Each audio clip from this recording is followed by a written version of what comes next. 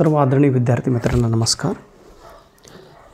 Maharashtra set परीक्षा paper क्रमांक 1 मधील 8वा unit ICT digital initiative in higher education या सब टॉपिकमध्ये येणारे जे डिजिटल इनिशिएटिव्ह आहे त्याच्याबद्दल मी तुम्हाला माहिती सांगत आहे. इम्प्रिंट म्हणून एक इनिशिएटिव्ह आहे, एक प्रोग्राम आहे, एक प्रोजेक्ट आहे. इम्प्रिंट म्हणजे काय, त्याचा काय फुल फॉर्म आहे, ते कोणी सुरू केला, कधी सुरू केला, कोणासाठी सुरू केला, त्याचा काय फायदा होतो एवढंच बघूया. इम्प्रिंट म्हणजे आपण काय म्हणतो, ठसा उमटणे किंवा छापा टाकणे. हे काय इम्प्रिंट केलं बघा. इम्प्रिंट याचा जो फुल फॉर्म आहे इम्प्रिंट IMP हे इम्पॅक्टिंग म्हणजे परिणाम होणे. इम्पॅक्टिंग, R म्हणजे रिसर्च, इन म्हणजे innovation and technology. Impacting research, innovation and technology. Impacting research, innovation and technology. हे कशासाठी केले? सायन्स फील्डमध्ये, टेक्नॉलॉजी फील्डमध्ये, इंजिनिअरिंग फील्डमध्ये नवीन संशोधन आपल्याला करायचं आहे. आणि त्या संशोधनामुळे भारत देश जे काही प्रॉब्लेम्स फेस करीत आहे त्या सर्व प्रॉब्लेम्सना सोल्युशन देण्यासाठी इम्प्रिंटचा सुरुवात झालेली आहे.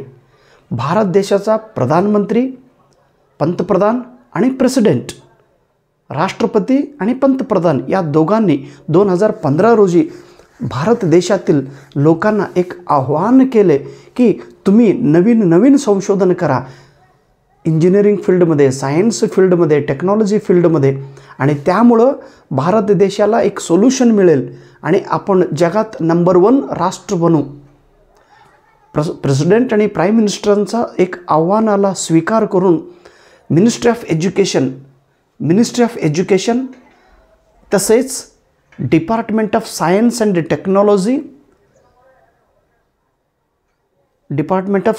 टेक्नॉलॉजी, तसेच सायन्स अँड इंजिनिअरिंग बोर्ड, हे जे बोर्ड आहे, सायन्स इंजिनिअरिंग रिसर्च बोर्ड, ही बोर्ड ह्याच्यावरती काम करण्यासाठी एकत्रित येऊन इम्पॅक्टचा प्रोग्राम सुरू केले. कधी? 2015 रोजी 5 नोव्हेंबर 2015ला इम्पॅक्ट सुरू झाले. हे नेमकं काय आहे माहिती आहे का? आपल्या भारत देशातील जे टॉप लेवलचा IIT आणि IIS, Indian institute of technology आणि इंडियन इन्स्टिट्यूट ऑफ सायन्स, या दोघांनी मिळून देश जे काही प्रॉब्लेम्स फेस करीत आहे त्या प्रॉब्लेम्सला सोल्युशन देण्यासाठी इम्प्रिंटवरती हे इम्प्रिंट प्रारंभ करून हे दोघांनी मिळून काम करीत आहेत. तर हे नॉलेज पोर्टल आहे. Imprint is a knowledge portal. इथं आपण सोल्युशन देऊ शकतो आणि त्या सोल्युशन भारत सरकार घेऊन मग प्रॉब्लेम्सना सोल्युशन देण्याची कामं ते करतात. इंजिनिअरिंग अँड टेक्नॉलॉजी, विशेष म्हणजे इंजिनिअरिंग क्षेत्र आणि टेक्नॉलॉजी क्षेत्रामध्ये तसेच सायन्स फील्डमध्ये जे काही प्रॉब्लेम्स आहे ते प्रॉब्लेम सोल्युशन देण्यासाठी इम्प्रिंट काम करीत आहेत. आपल्याला नंबर 1 बनवायचं आहे भारत देशाला. मग त्यामुळं हे जे विविध क्षेत्र आहे त्या क्षेत्रात काम करायचं आपल्याला. वॉटर रिसोर्स, सध्या पाण्याची टंचाई खूप होत आहे. परवाच बेंगळूरमध्ये पाणी मिळत नाही म्हणून कितीतरी लोक बेंगळूर नगर सोडून येत आहे.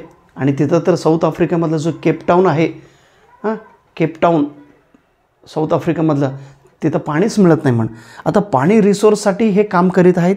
एन्व्हायरमेंट आणि क्लायमेट, सध्या देशातील एन्व्हायरमेंट आणि क्लायमेटवरती काम करण्यासाठी, प्रदूषण होऊ नये ह्यासाठी हे काम करीत आहे. परवा आपला भारत देश किती शहर प्रदूषणामध्ये आलेले आहे बघा.